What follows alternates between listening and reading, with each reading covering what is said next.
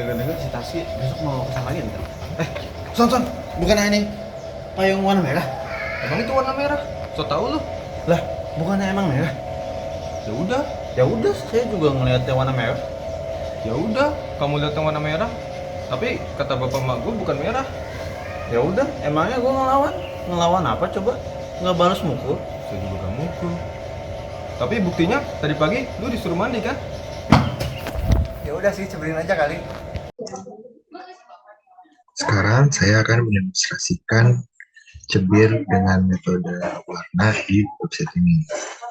Langkah pertama yang harus dilakukan adalah mengupdate datasetnya dulu. Di sini dataset sudah disiapkan, yaitu berupa warna-warna. Nah, kita hanya perlu menariknya dan drop di daerah upload dataset, dan otomatis warna-warna foto-foto warna itu akan segera terupload. Sembari menunggu, kita juga bisa mengupload foto query-nya, yaitu foto payung ini, tapi payungnya kita potong lebih dekat agar warnanya lebih pasti. Jadi dibuat gambar ini, dan gambar ini bisa kita langsung tarik dan taruh di tempat upload foto query. Nah, setelah dataset berhasil diunggah dan yang juga sudah muncul di sini, kita bisa memastikan dulu, kita memilih metode color dan langsung tekan tombol search. Nah, maka warna-warna yang memiliki kemiripan di atas 60% akan muncul, dan di tempat pertama ada warna merah dengan 80%. Maka sudah terbukti bahwa payung ini berwarna merah.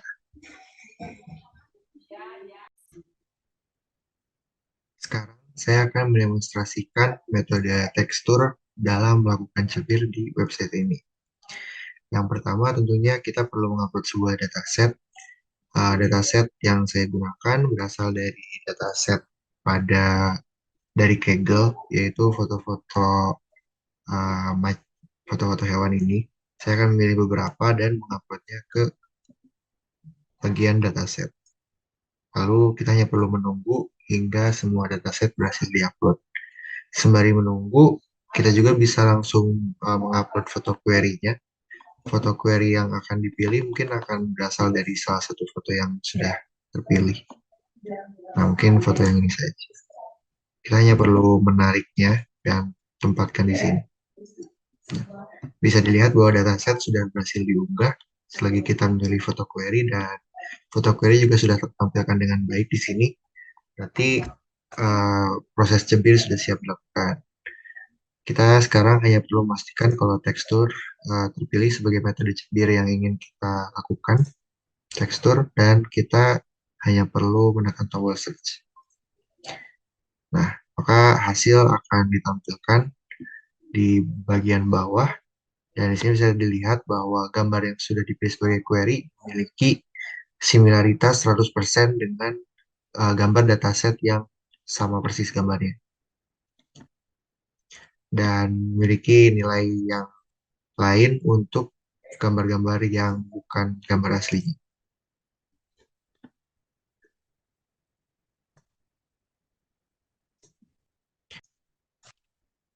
Sekarang saya akan mendemonstrasikan metode kamera sebagai opsi input foto query yang kemudian akan digunakan untuk cebir di website ini.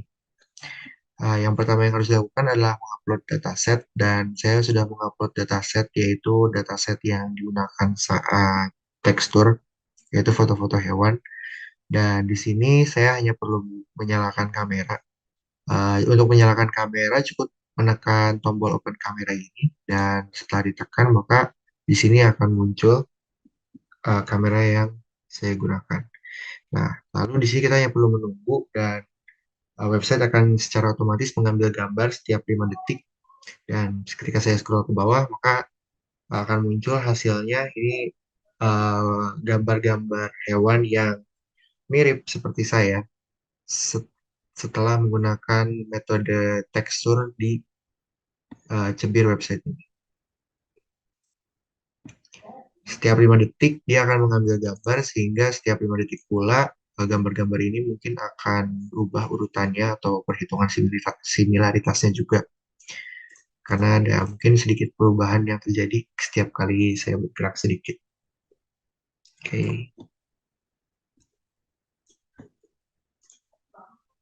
Web yang telah kita gunakan untuk pencocokan gambar pada tahapan sebelumnya menggunakan metodologi Content Based Image Retrieval System atau CBIR.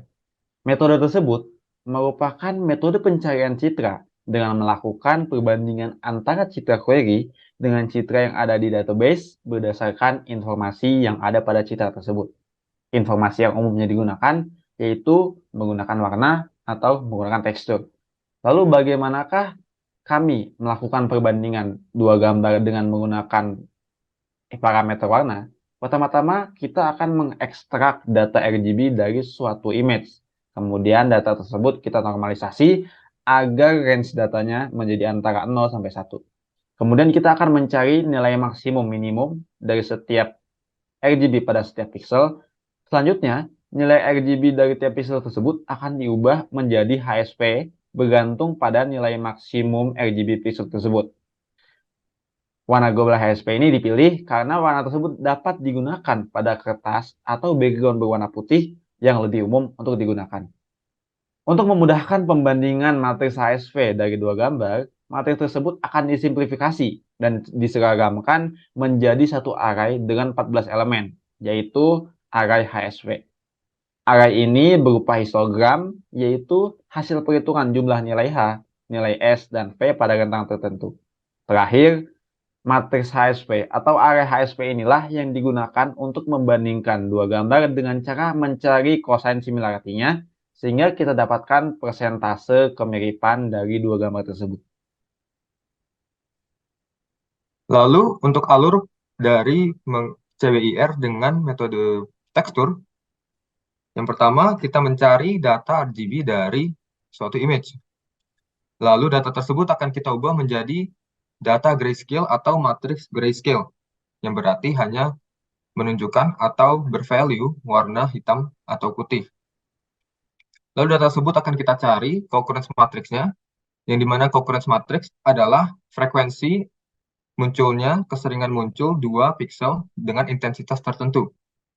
Lalu matriks tersebut akan kita ubah menjadi simetrik, matriks simetrik, dan kita normalisasi.